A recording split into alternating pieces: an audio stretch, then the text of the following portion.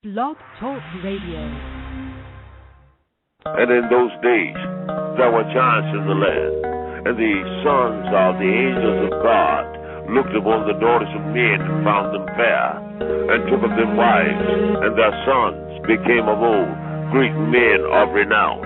So they have been mixing with us on a genetic level since the time of Enoch and Ezekiel's will.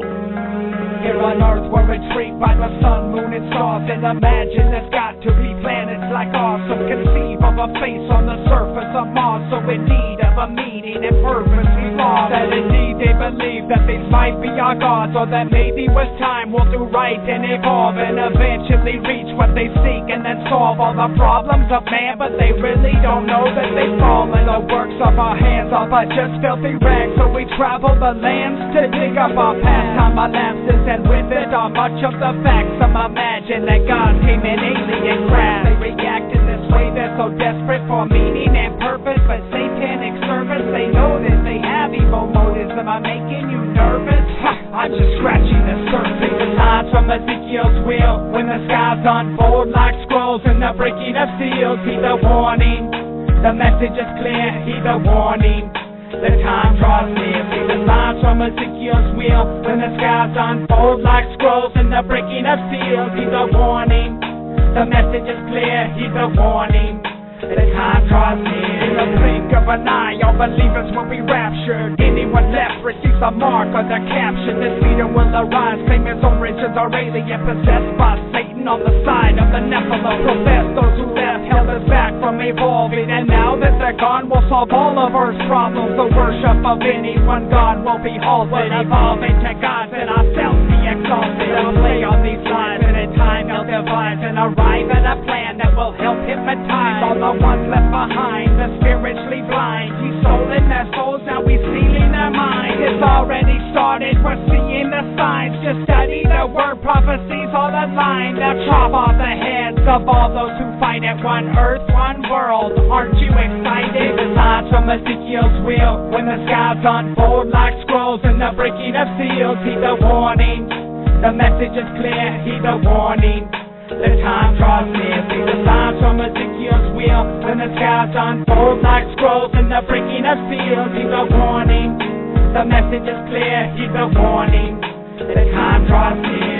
Where will you be in the year 2012? Are they casting a spell they're not ready to tell? It's time to reveal what they tried to keep veiled. Pure evil they hail and they sell it so well. He fell from the heavenly realms where he dwelled, a once beautiful angel that tried to rebel. Expelled from the light into darkness and hell, now a serpent and snake with reptilian scale. He wears a disguise with angelic wings and mimics the truth with a lie so obscene. He always repeats the same thing he told Eve, that you'll be supreme, a king or a queen, that you can evolve to an enlightened being, a god of your own that can do anything. He feeds on our souls with this fraudulent scheme in so many ways, but it's all just the same. See the signs from Ezekiel's wheel, when the skies unfold like scrolls and the breaking of seals. Heed the warning, the message is clear. Heed the warning, the time draws near. See the signs from Ezekiel's wheel, when the skies unfold like scrolls and the breaking of seals. Heed the warning, the message is clear. Heed the warning, the time draws near. Why hide yourself with, creating UFO crafts and things like that? Why that deception if that's indeed what's going on? The creatures figured out that there was one way that they could frighten mankind, and that is to present themselves as technologically superior beings, some physical UFOs. Why would they want to abduct human beings? UFO abduction might not be caused by physical occupants, but from creatures living in perhaps what we would call another dimension. Posing as occupants. Yes, the same type of interfering, harassing, paraphysical creature in every culture worldwide. As little as long ago, or as far away as forever, this is where we meet to celebrate what never was as it comes to pass. Hello, friends. Thanks for joining me this Sabbath. It's December 7th, 2013, and we're quickly moving into what will be another year. 2014 is just on the horizon, and it seems like, for me anyways, this year has gone by really fast. And I'm glad that it's been uneventful as far as the conspiracies and the New World Order, as far as, America and Homeland, and considering some of the things that have happened in this past decade with things like 9/11 and Hurricane Katrina and the bombing of the levees. I'm really grateful for a year of peace. But it's, we're told within the scriptures that there would be peace and then come sudden destruction. So, things could turn about at any moment in any week. There was actually, I was sent some information about some high-level meetings with this one woman who sat in on conferences between the government and people of high level of different banking institutions, and speaking about the revaluation of the American dollar after what would be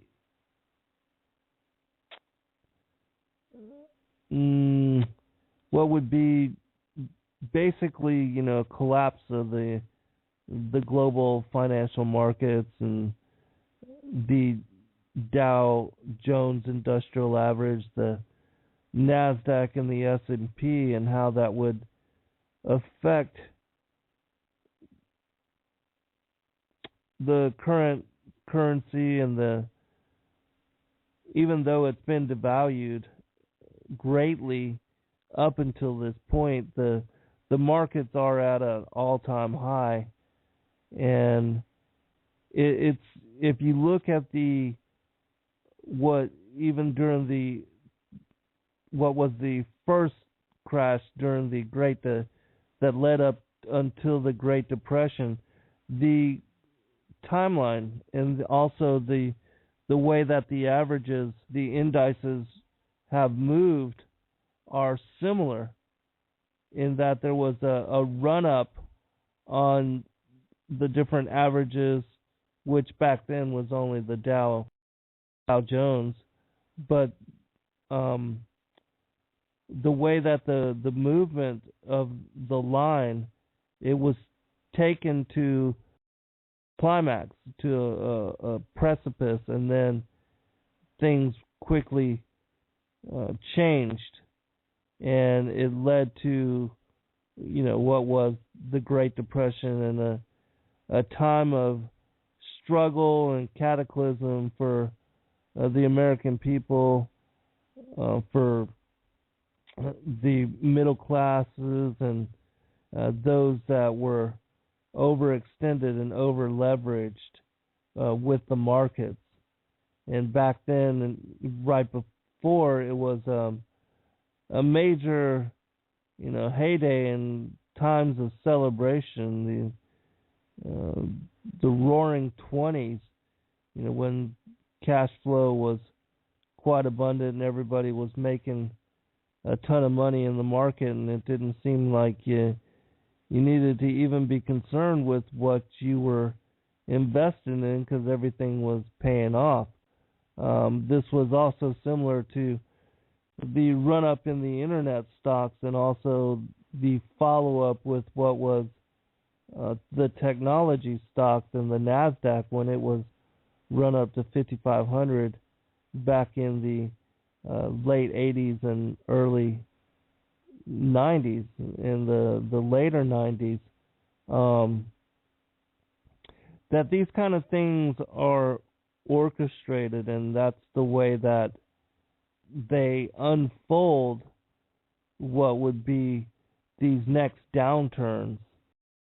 in the financial markets, and that these kind of scenarios are brought forth in order to bring on the next part, the next episode of what is the agenda for the New World Order and the problem, reaction, solution type order out of chaos that they bring forth and implement in order to move us in direction of where they want to go.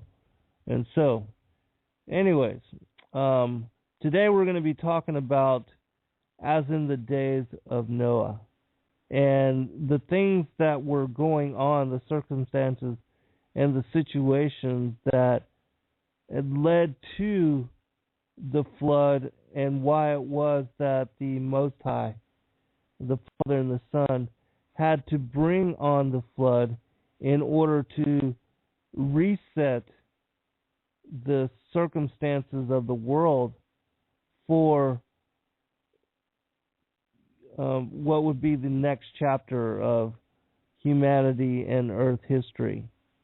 And for those that are not familiar with the presence of the Nephilim, nor the hybrid children, the giants that were born from them, and how both of these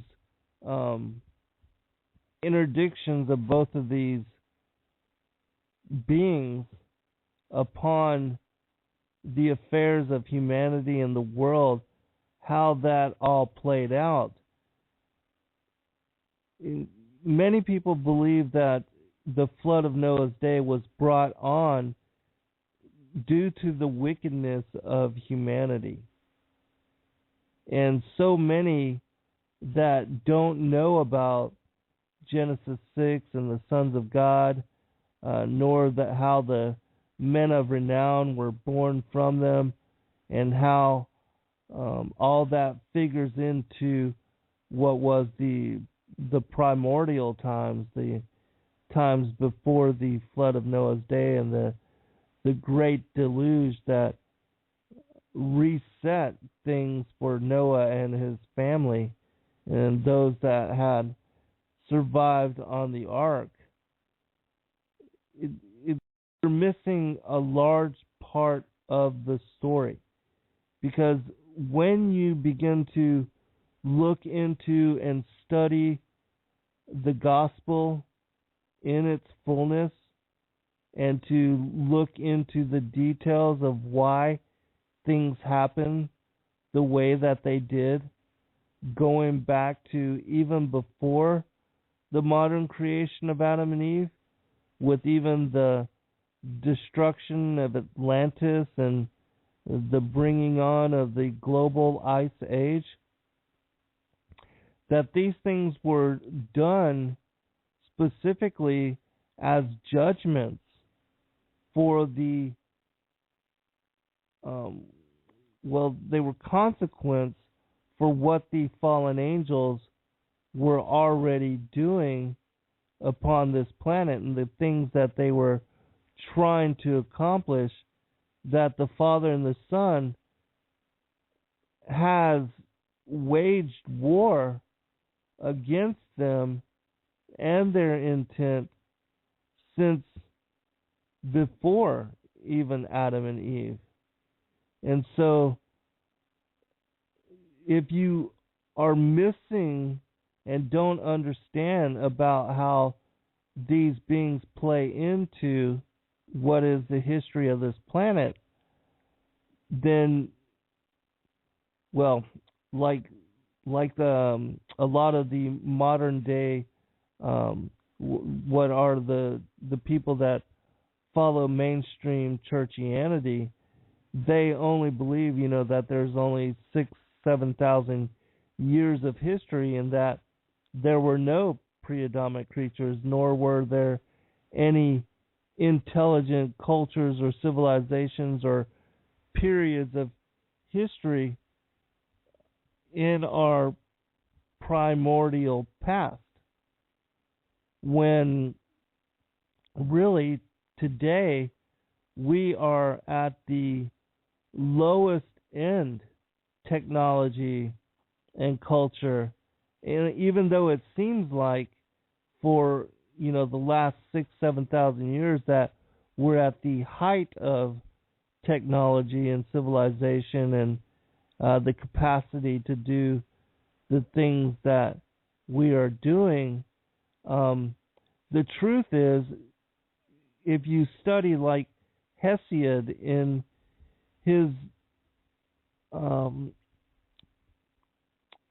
discourse on works and days, there's a specific part of that particular dialogue where he speaks about the 5 ages of man, and that these 5 ages go from a time, the golden age, to the silver, the bronze, the brass, and the iron. And that these different ages talk about how when the fallen ones first arrived, because it does include the fallen angels in this particular timeline, it speaks about how when the fallen angels first arrived here to this planet so long ago, according to the Sumerian mythologies, some 400,000 plus years, that was really the height of accomplishment and the height of what was culture, technology, and their ability to create cities and structures, and that they had access to things that we don't even understand now. And that, and I am going to try to monitor the chat room. So if you have questions on any of the things that I'm going to be talking about, please place them there. I am going to be reading from some of these texts, but I'm going to try to more lean on just kind of, telling you what had happened so that you can understand. And I will back up some of the things with different books and different passages, and I'll tell you where you can find them for yourselves so that you can go back and study and research and look into these different things for yourself. But let's set up the whole thing of what we're going to go into with what Christ said, because this is important for us as being the fig tree generation. He said in Matthew chapter 24, and I'm going to start with verse 32, which speaks about the parable of the fig tree, and that the parable of the fig tree is alluded to in 3 of the Gospels. And it says, know ye the parable of the fig tree. And he's exclaiming how important it is to know this, because the parable of the fig tree connects and links to us as being the last generation. That generation which would be witness to the regathering of Israel as a nation and as a people, and that happened in 1948. But anyways, reading from here, it says, now learn a parable of the fig tree. When the branch is yet tender and putteth forth leaves, you know that summer is nigh. So likewise ye, when ye shall see all these things, know that it is near, even at the doors. Verily I say unto you, this generation shall not pass till all these things be fulfilled. Heaven and earth shall pass away, but my word shall not pass away. But of that day and hour knoweth no man, no, not the angels of heaven, but my Father only. But as the days of Noah were, so shall also the coming of the Son of Man be. For as in the days that were before the flood, they were eating and drinking, marrying and giving in marriage, until the day that Noah entered into the ark, and knew not until the flood came and took them all away, so shall also the coming of the Son of Man be. All right, so he's telling you that this generation, the fig tree generation, that we would be the ones that would be witness to his second coming, and that the second coming would be similar in aspect to the days of Noah. And that, as it was, they were eating and drinking, giving in marriage, everything was going about as normal, nobody expected anything, all the things of life and being were continuing as if nothing of such massive devastation and great change was on the horizon, and that most of the world did not expect anything, that those that were alive and that were living in sin and that were going about their business as as if nothing was, even though he warned them. And he had built the ark up in the mountains, and they made fun of him, and they basically thought that he was crazy, but he tried to warn them. And he told them that the Most High had told them about a flood that was coming, and that this was going to be judgment against the fallen angels for the things that they had done, but also for the giants and the way that they were acting in just abominable manner. How they had they were cannibalizing humanity. They were drinking the blood of humanity. There were instituted in that time pagan religions and practices where the sacrifice of children, and that there was also the sacrifice of children to these idols of Moloch and Baal, and that there were also there was also the eating of flesh and the drinking of blood that was instituted into these pagan religions and to these idolatrous practices. I read a passage a couple weeks back, I believe. It was from the Wisdom of Solomon.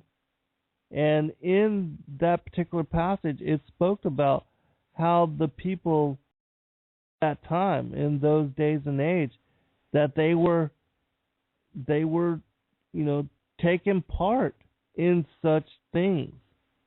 And so it's because the fallen angels and the giants had, the fallen angels had left their first estate and had come down, and lusting after the daughters of humanity, took wives of all which they chose.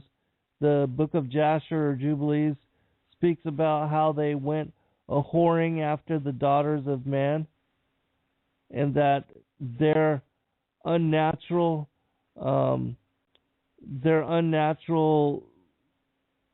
affair led to the birth of these hybrid giants from the daughters of Cain,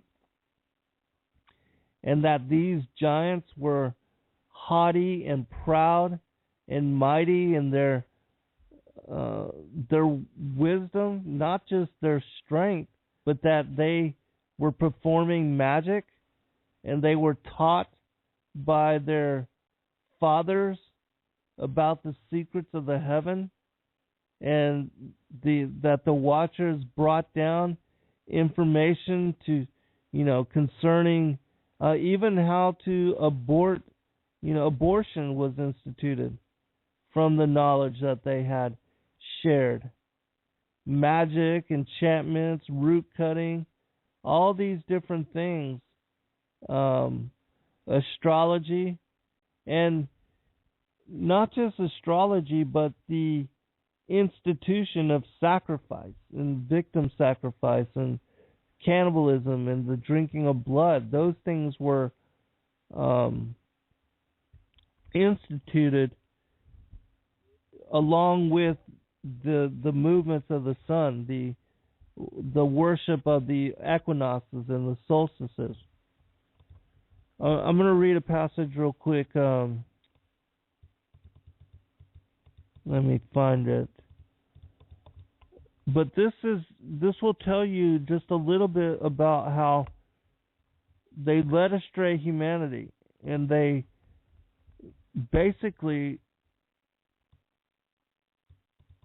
deceived humanity, and how it was that ever since that time humanity has been enslaved.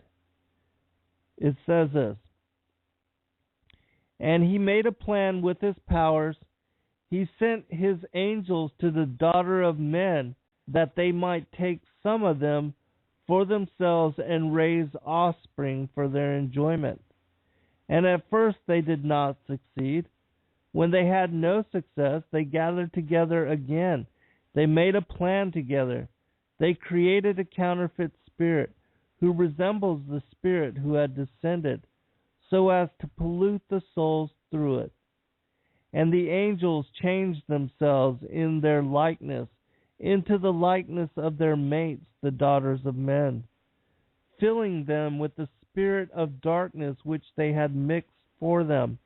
And with evil they brought gold and silver and a gift of copper and iron and metal and all kinds of things. And they steered the people who had followed them into great troubles by leading them astray with many deceptions. They, the people, became old without having enjoyment. They died not having found truth and without knowing the God of truth. And thus the whole creation became enslaved forever, from the foundation of the world until now."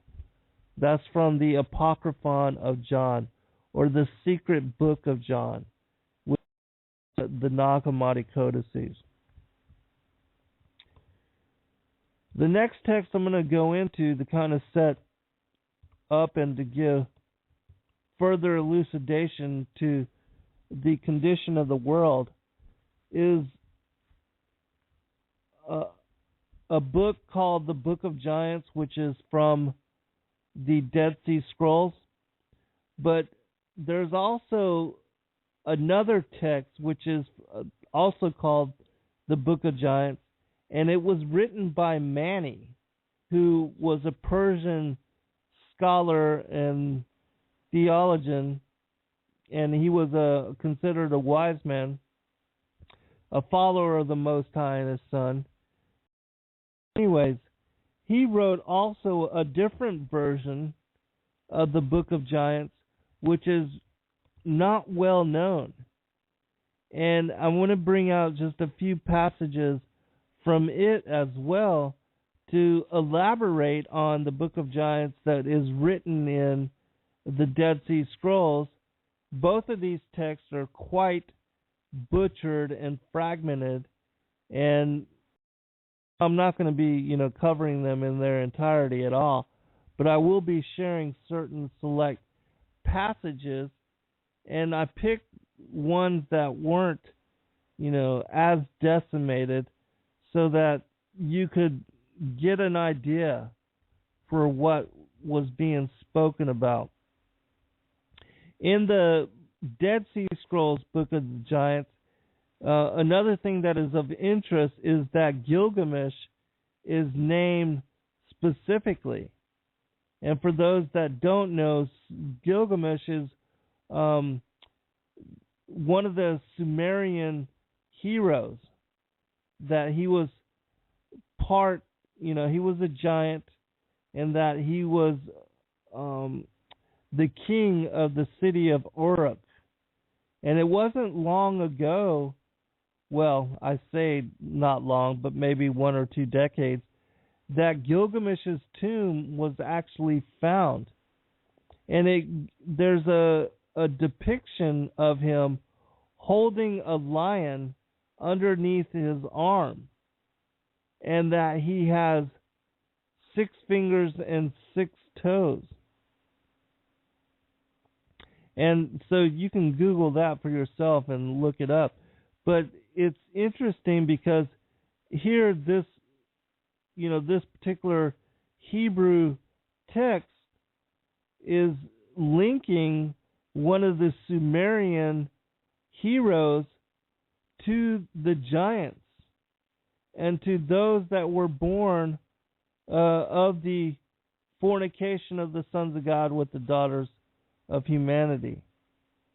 And that, because so many believe that the Sumerian texts are older than the Hebrew and that the Hebrew texts are based upon them, but they discount those things that were written prior to the flood. And here we have a Hebrew text that is thousands of years old and part of the Dead Sea Scroll collection, which also cites, the Sumerian giant with those that were that were born from the fornication, the Genesis 6 incident. And so, just a couple passages from the Dead Sea Scrolls, the Book of Giants from them, and then I'm going to allude to the other one because not many have heard about, but I do want to bring out 2 small fragments from the Dead Sea Scrolls. It says, "They defiled, they begot giants and monsters, they begot, and behold, all the earth was corrupted with its blood and by the hand of giants which did not suffice for them. And they were seeking to devour many. The monsters attacked it." And this is broken. It's not. It doesn't read like this. Much of, the text is fragmented, and we don't have the fullness. It would be awesome to have, the text in their completeness, but you get an idea for what it's trying to speak about. And another word that is brought out in the Dead Sea Scrolls text is this word miscegenation, which is a very interesting word. If you look up the definition for miscegenation, it says sexual relations between races, sexual relations between people of different races, especially of different skin colors, leading to the birth of children. Second, intermarriage between races, marriage or cohabitation between people of different races. And so in the passage that is quoted as having this miscegenation in it, it speaks about the different animals, the beasts of the field, and how everything had been corrupted. And according to the Book of the Giants, the giants corrupted all of the animals and the creatures and even humanity up until Noah, that Noah was the last one to be pure in his generations, meaning that he was not corrupted by the Nephilim line. But even the plants had been corrupted, much like we see now the genetically modified foods, which have basically, poisoned, and there has been animal DNA inserted into and mixed with plant DNA, and everything is corrupted as far as its natural harmony and its natural order and tendencies. And that this is one of the things that Christ was speaking about when he talked about as in the days of Noah. Because this is something that was similar to the flood of Noah's day, that led up to the flood of Noah's day. Another thing about the Book of Giants is that when you read it, even if in its fragmented current state, the whole story of the Book of the Giants is that it talks about the giants and how they were the children, speaks about Mawe and Awe, and these were two children that were born from Semyaza, and that Semyaza is one of the leaders of the 200 Watchers, according to the book of Enoch, and I'll give you that particular passage as well. But anyways, Semyaza is cited as being one of the leaders of the Watchers, of the 200 that left during the time of Yared, and that came down to the earth and that took wives of all which they chose. And the Book of Giants speaks about how these giants then started to have these disturbing dreams. And they called a council of all the giants to discuss what the dreams meant. And one of the giants suggested, and Gilgamesh was, it was one of these, when the Council of Giants was convened, and they decided to ask Enoch about the interpretation of their dreams. And it was Enoch that told them that basically they had, had destroyed the natural order of the earth and its creatures and its plant-like, the plant kingdom. And so for doing such, the fallen angels also, that the fallen angels were going to be judged, and all the giants also were going to be decimated. And so that was what the whole Book of the Giants is about, is they're going to Enoch, and Enoch telling them that this was going to occur to them. So, just a couple passages from the other Book of the Giants, because not a lot of people have heard about this particular text. But I'm going to share a few passages which are interesting from it. For those that want to look it up, you can find it at, here, I'll go ahead and just post a link in the chat room. For those that want to look up what I'm talking about, this is where you can find the other Book of the Giants.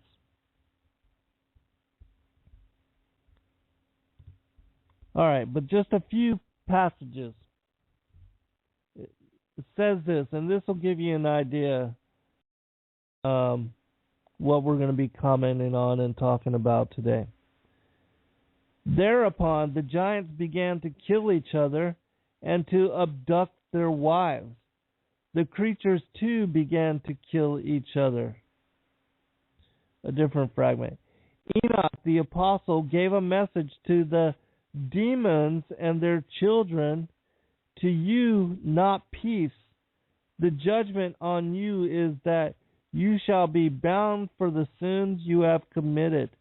You shall see the destruction of your children, ruling for 120 years.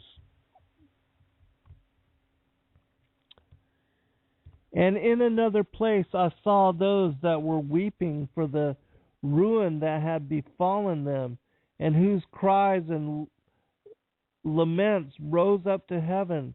And also I saw another place where there were tyrants and rulers in great number who had lived in sin and evil deeds. One other thing I wanted to make comment on. In the paragraph that I read prior, it says, Enoch the apostle gave a message to the demons and their children. Now, all of the ancient alien theorists, that believe that the Sumerian gods are, the ancient aliens are benevolent, and that they are the ones that created humanity. Here, Enoch is basically telling you that the Anunnaki are demons, and that the children that were born from them, the giants like Gilgamesh, that they are the hybrid race that were born from these demons. And so, for those that, that are having a hard time wrapping your mind around whether or not the ancient aliens are benevolent or whether they are really our gods, they are not. They are nothing but the fallen angels, the angels of the Most High, the rebel angels and the fallen watchers that left their place of habitation, left their first estate, and that are parading as if they are gods. But they are not. They are only they're just demons. They're just fallen angels. All right.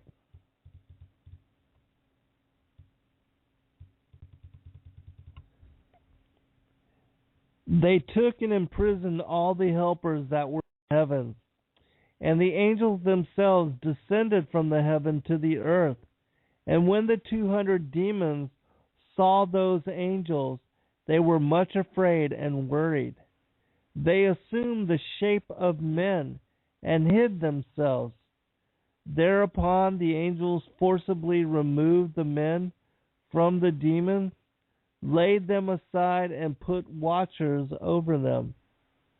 The giants were sons, and with each other in bodily union, with each other's self, and this is fragmented, that had been born to them. They forcibly removed them from the demons, and they led one half of them eastward, and the other half westward on the skirts of 4 huge mountains, toward the foot of the Sumeru mountains, into 32 towns, which the living spirit had prepared for them in the beginning. And one calls that place Aryan Wizen. And those men are or were in the first arts and crafts. They made the angels, and to the demons they went to fight. And those 200 demons fought a hard battle with the 4 angels, until the angels used fire, naphtha, and brimstone. This particular passage gives allusion to the story that is captured in the book of Enoch, where it speaks about Raphael, Uriel, Gabriel,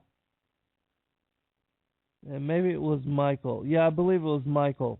Those 4 angels, these archangels of the Most High, how they were told by Yahuwah and Yahushua as the Word to go down there and to bring judgment against the fallen angels for the things that they had done, for the interdiction and for the creation of the giants, and for all the sin, the introduction of war, and the evil that had been thrust upon the planet.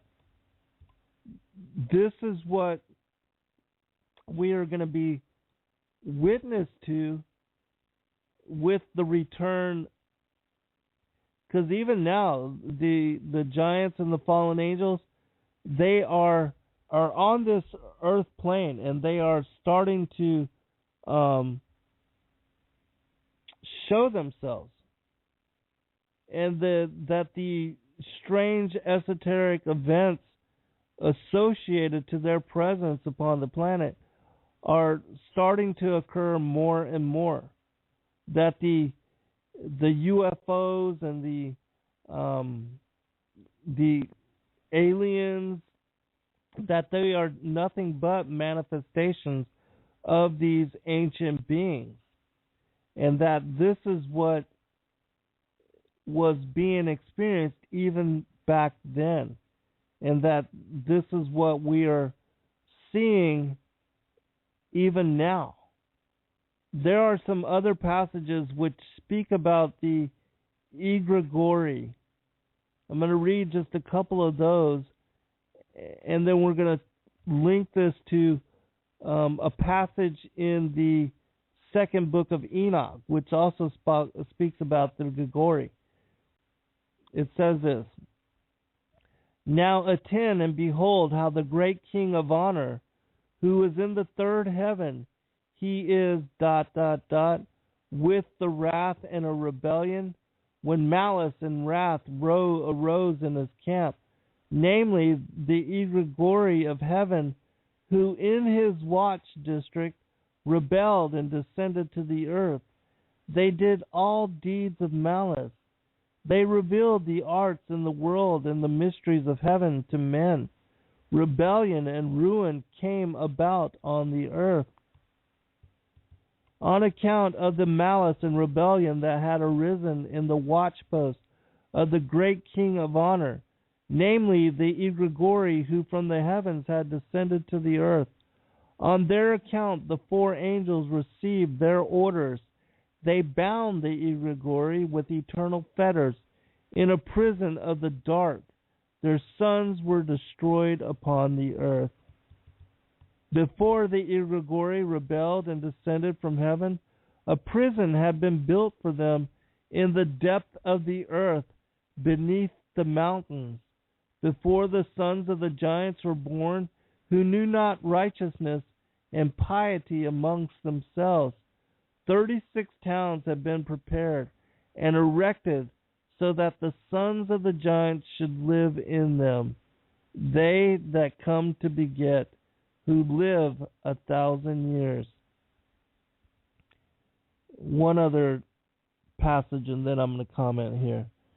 These are the names of their chiefs: Samyaza, who was their leader, Urabaramel, Akiabel, Tiamel, Ramiel, Daniel, Azakel, Sarakanel, Azazel, Armor, Batrael, Anan, all these different names. These were the prefects of the 200 angels, and the remainder were all with them.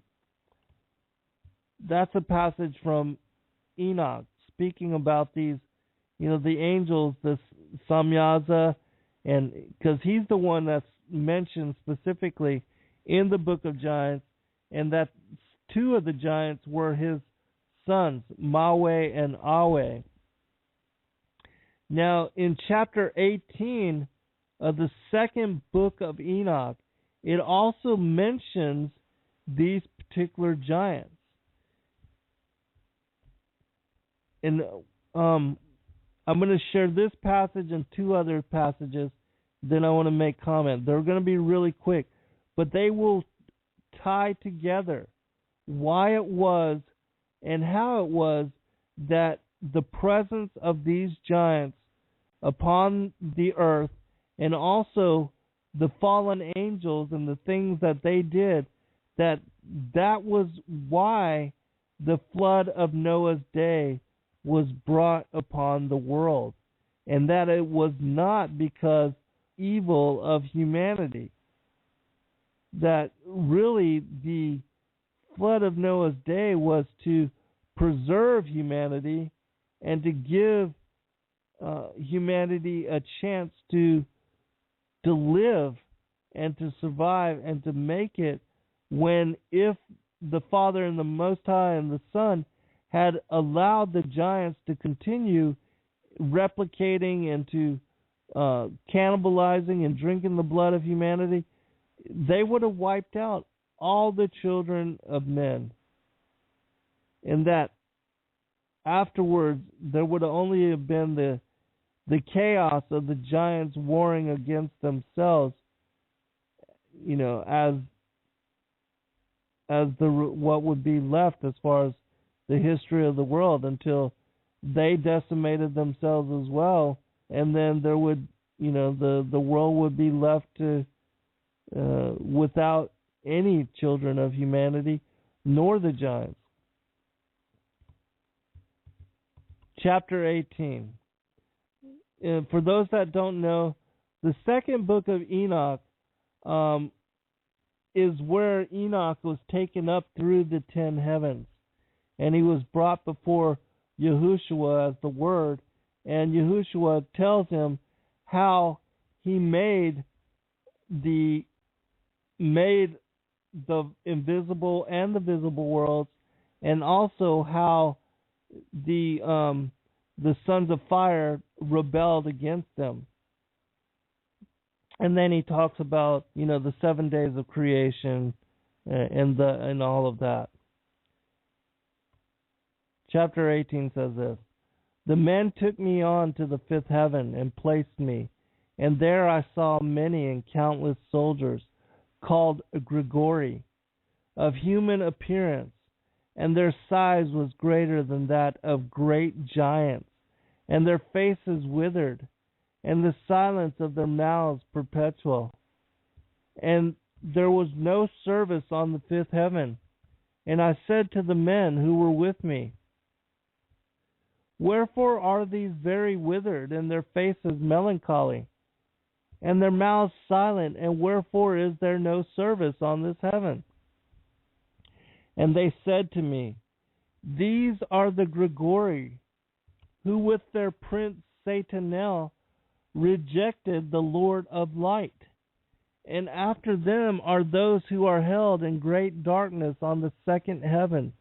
And 3 of them went down onto earth from the Lord's throne, place of Hermon, and broke through their vows on the shoulder of the hill Hermon, and saw the daughters of men how good they are, and took to themselves wives, and befouled the earth with their deeds, who in all times of their age made lawlessness and mixing, and giants are born, and marvelous big men and great enmity.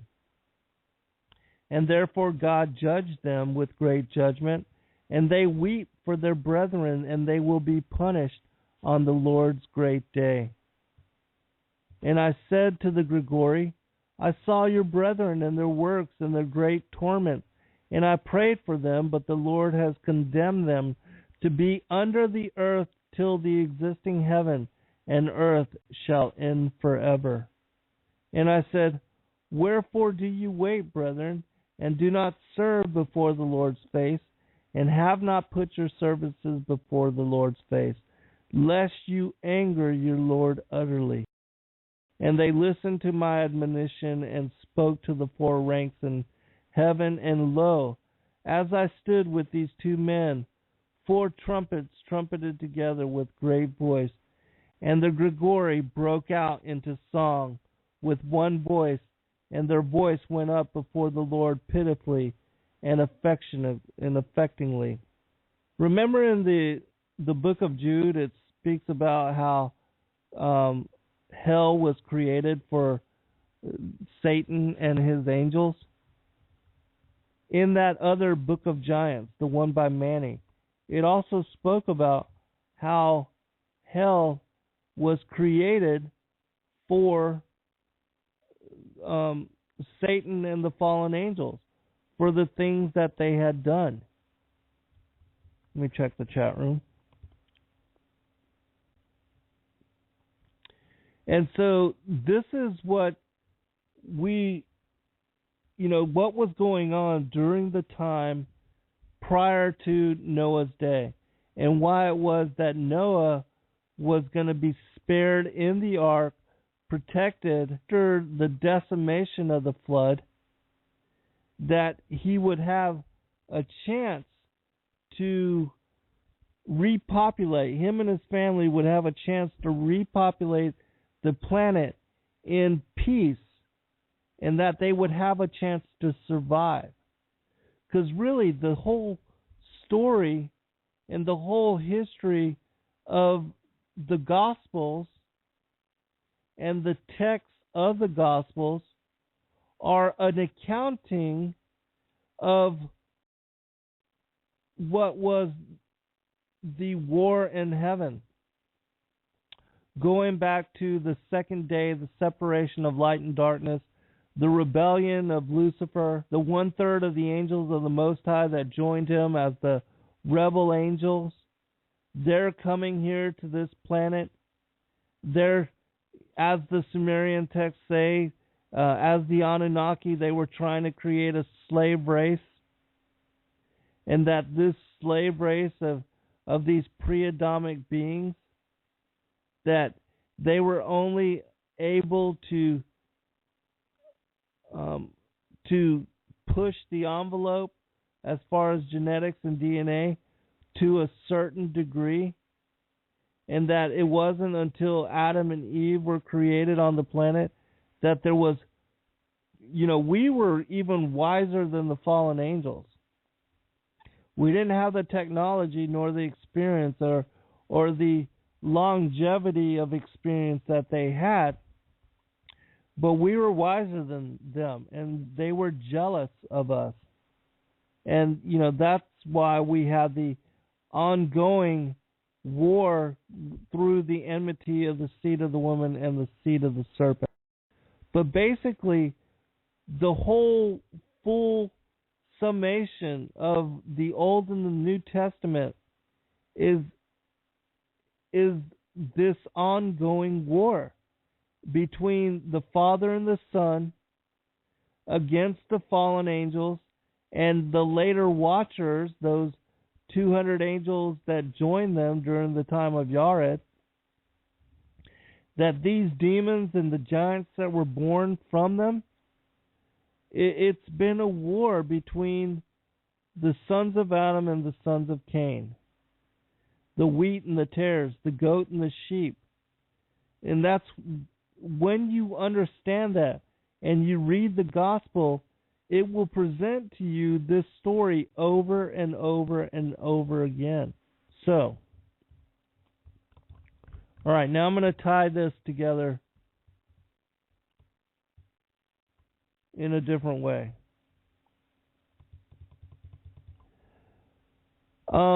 Baruch 3, which is a Slavonic text, there's a really small passage in it which ties the flood of Noah's day to the giants in a way that you don't usually find anywhere else around. It says this: "And the angel said to me, rightly you asked me, when God made the flood upon the earth, he drowned every firstling, and he destroyed 104,000 giants. And the water rose above the mountains 20 cubits above the mountains, and the water entered into the garden, bringing out one shoot from the vine as God withdrew the waters." Now there's another book, Baruch 4, which is a Greek text, and it says this: "And the angel said, rightly you ask, when God caused the flood over the earth and destroyed all flesh, and 409,000 giants, And the water rose over the heights 15 cubits. The water entered paradise and killed every flower, but it removed the sprig of the vine completely and brought it outside. See, these two passages tie the giants and the decimation of the giants with the flood of Noah's day. And there have been several instances where the Father and the Son have waged war against the fallen angels and their giant hybrid children. One was the destruction of Atlantis, occurred going back. Well, Atlantis had earthquakes 4 different episodes until its final destruction about 13,000 years ago. And that after the destruction of Atlantis, there was this global ice age. And that once the ice age, with the melting of the waters, much of the other cities that the fallen angels were creating, that those are the cities that we now find underneath the oceans, the various oceans of the world, that science cannot explain as even existing, nor who created them, because it wasn't even pre-Adamic humans that created them. It was the fallen angels. And also, because they were the giants of old. The fallen angels are the reptilian giants that are depicted in the Sumerian cuneiform text. The ones that, even sitting down, they are as tall as or taller than those beings that they had manufactured into being a slave race, the Lulu, or what I call the primitive worker. And that these beings, whenever you look up passages or images or depictions of Atlantis and pre-Adamic humanity, they basically show you images and depictions of what modern humanity looks like. But that's not what the Lulu or the primitive worker looked like. They were not like humanity of today, modern Adam and Eve. Even after all the genetic experimentation and the bestiality, the crossing of the lines from the Sumerians, even when the so-called gods, these fallen angels in flesh form, when they mated with these pre-Adamic humans, they didn't look like us. The Neanderthal, the Cro-Magnon, and these different hybrid creatures, that's the kind of people they were ruling over. It wasn't like modern humanity. That's why these beings, they couldn't perform the kind of things, nor had the capacity to do the things that we could today. They could only accomplish menial tasks. They weren't even involved in large scale with the creation of cities, and certainly not these megalithic cities. It wasn't like these pre-Adamic people were creating all of the pyramids and things of that nature. It was the fallen angels that were creating those megalithic type structures. These beings were just slave labor. They were able to, to go and mine gold or to, work as a labor force, but they weren't wise. They didn't have the mind capacity, the ability to think like modern humanity of today. And so they were very limited in their ability to even serve the fallen angels. And that it was the fallen angels that were doing, most of what was the development, and they were trying to create a creature that could serve them in all of these different ways. But they couldn't until modern Adam and Eve were created. And then they started to, focus on enslaving us and in leading us astray and deceiving us to serve them. And so that's what's happened of late. But back then, it was the fallen ones that were doing most of the work. And they were the ones that built all the megalithic type structures in the cities. But anyways, even with the flood of Noah's day, that was a judgment against them.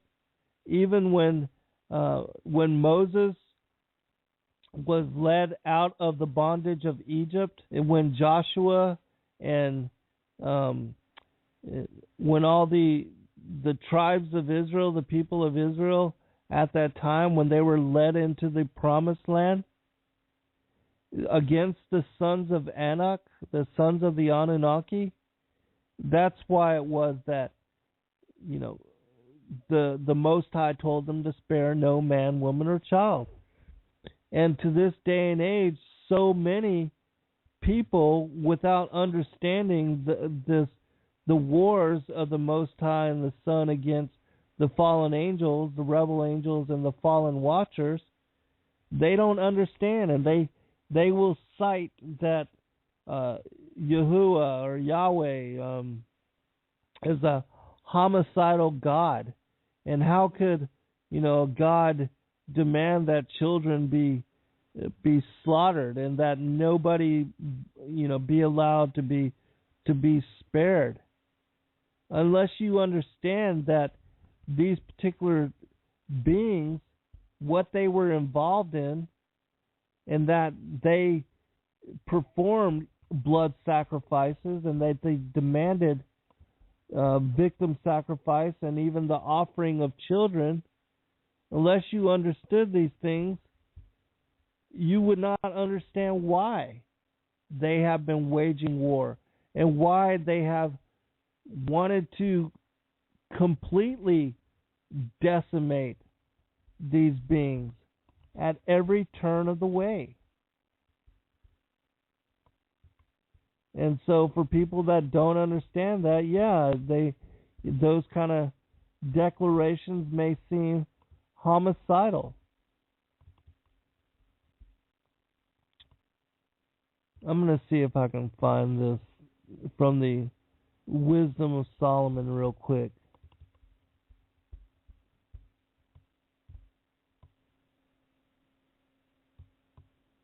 I should be able to find it pretty fast. This will help you to understand also. I believe it's in chapter 12. Yeah, here it is. From the Wisdom of Solomon. This is from the apocryphal text. It says this: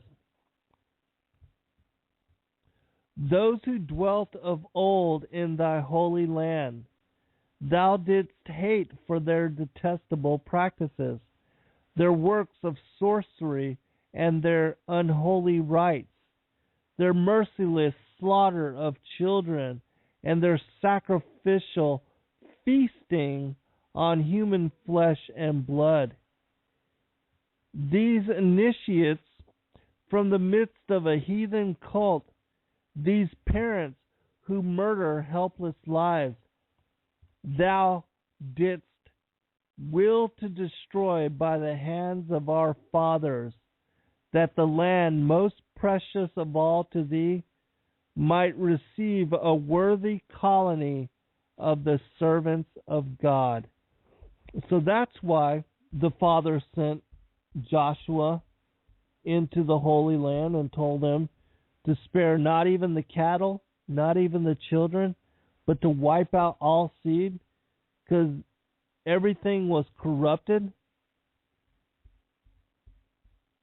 And so, unless you understand the fullness of the story, even with what we're dealing with in the world today, because we are that fig tree generation that Christ was alluding to as in the days of Noah. You know? But as the days of Noah were, so shall also the coming of the Son of Man be. For as in the days that were before the flood, they were eating and drinking, marrying and giving in marriage until the day that Noah entered into the ark, and knew not until the flood came and took them all away. So shall also the coming of the Son of Man be. That with the return of Christ, this is what we are going to be dealing with in the world. That we are going to see the return of the giants. There's a passage from the Cave of Treasures, which is a really interesting passage, because it talks about a time long ago when a bunch of the giant tribes were captured and were held prison in the interior of the earth through one of the portals, one of the northern, like the polar opening. And that they were going to be held prisoned there until the time of the end. And that in the time of the end they would be released again. And that would be part of what the locust army is talking about as being the or what Joel chapter 2 speaks about with being the release of the locust army. I want to share this one with you too, because this is something that not a lot of people know about at all. Have never heard about this particular passage unless you've studied my work. It's from the Cave of Treasures. Let me check the chat room real quick, and then we'll go into this part.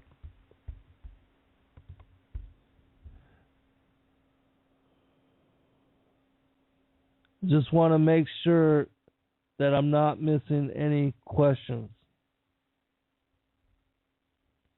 All right. It says this.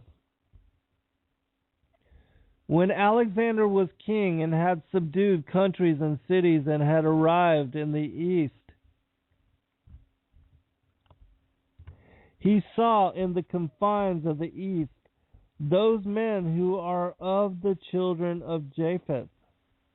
They were more wicked and unclean than all other dwellers in the world, filthy people of hideous appearance, who ate mice and the creeping things of the earth, and snakes and scorpions. They never buried the bodies of their dead, but ate them, people ignorant of God and unacquainted with the power of reason, but who lived in this world without understanding, like ravening beasts.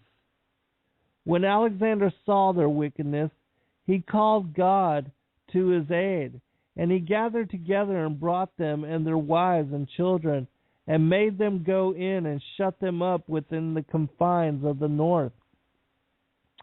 This is the gate of the world on the north, and there is no other entrance or exit from the confines of the world, from the east to the north.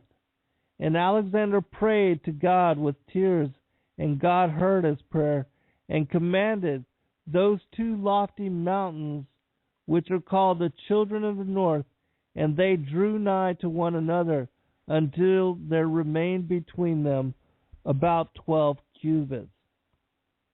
Now there were 22 kingdoms imprisoned within the northern gate.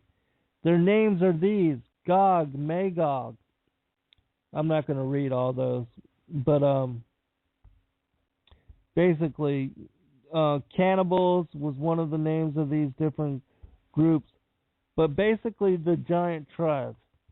And then it says this: at the end of the world and at the final consummation, when men are eating and drinking and marrying wives, same allusion as what Christ was speaking about with the days of Noah, and women are given to husbands when they are planting vineyards and building buildings, and there is neither wicked man nor adversary, on account of the assured tranquility and certain peace. Remember that peace comes sudden destruction, as mentioned in Thessalonians. Suddenly the gates of the north shall be opened, and the hosts of the nations that are imprisoned there shall go forth. The whole earth shall tremble before them, and men shall flee and take refuge in the mountains, and in the caves, in the burial places, and in the clefts of the earth. And they shall die of hunger, and there will be none to bury them, by reason of the multitude of afflictions which they will make men suffer. They will eat dead dogs and cats. They will give mothers the bodies of their children to cook, and they will eat them before them without shame. They will destroy the earth, and there will be none able to stand before them. After 1 week of that sore affliction, they will all be destroyed in the plain of Joppa. For thither will all these people be gathered together, with their wives and their sons and their daughters. The cave of treasures. So you see, this particular passage makes mention of exactly what Christ was speaking about. And that these people that are imprisoned in the gates, of the north, are going to suddenly be released.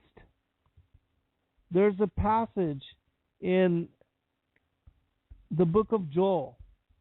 I'm going to pull it up real quick. This particular passage also gives allusion to these people, a people strong and mighty like has never been before.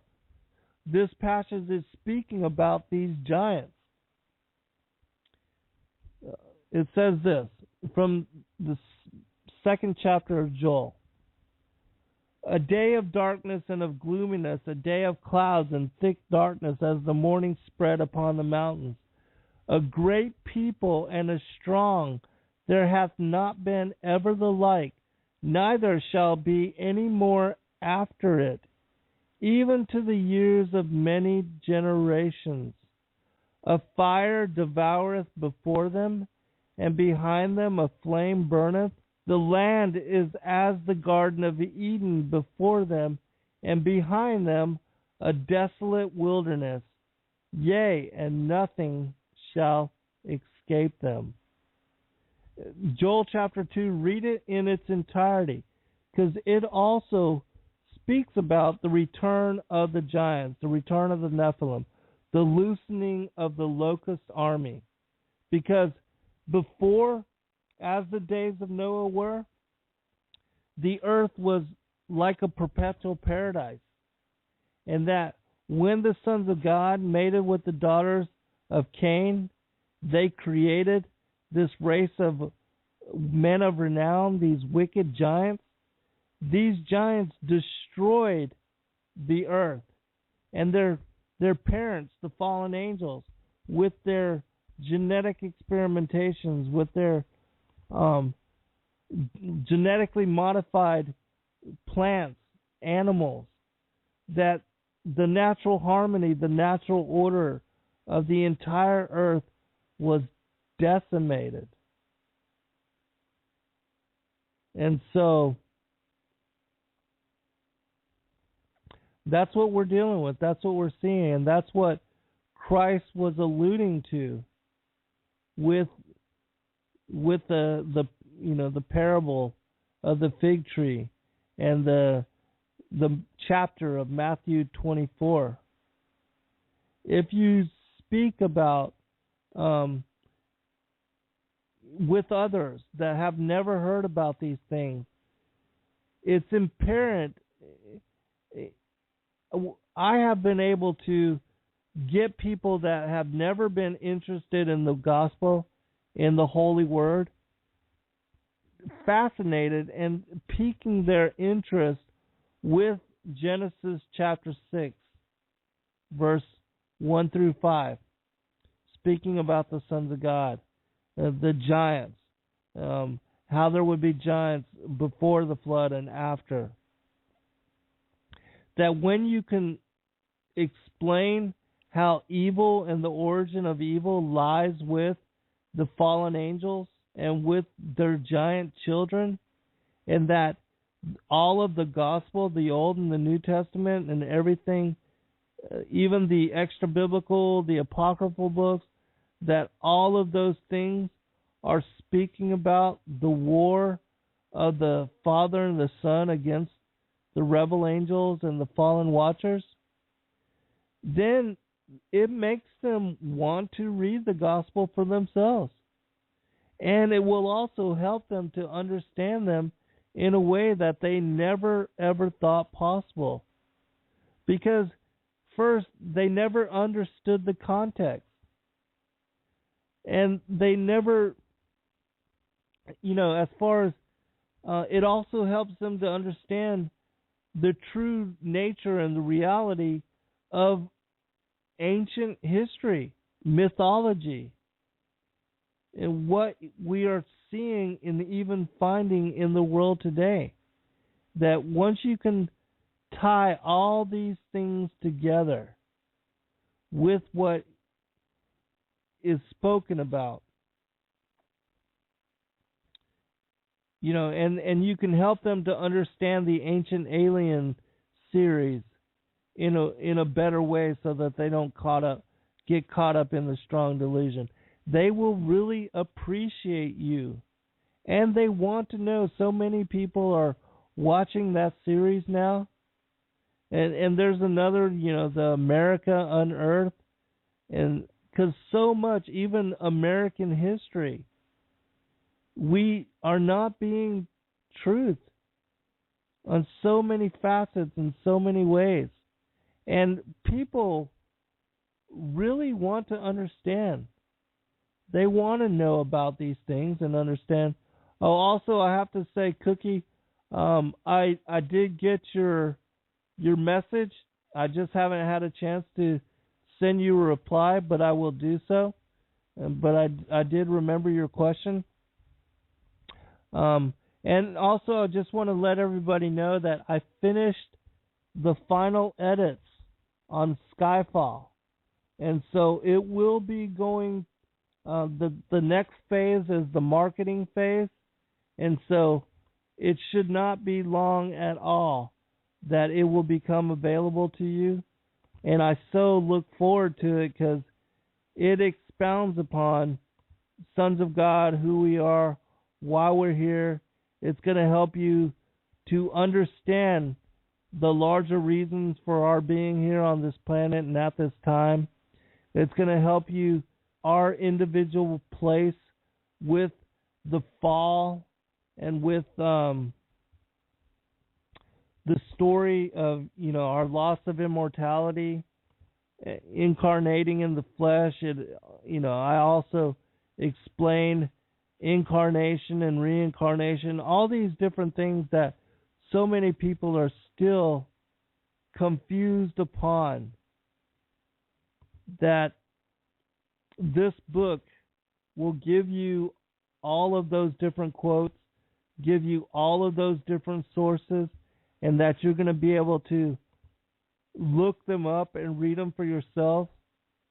And for the people that have already seen and read this, some of this book, I've been given great feedback on these things. And so I'm hoping that it will bring even further elucidation to you and discernment to you on all the things that so many people have been confused about, even with like why Esau was hated before he was ever born, these kind of things, why Jacob was favored. My hope is that this book, along with the others, will all the gaps so that you can't be confused anymore. At least you won't have an excuse because the information is there for you.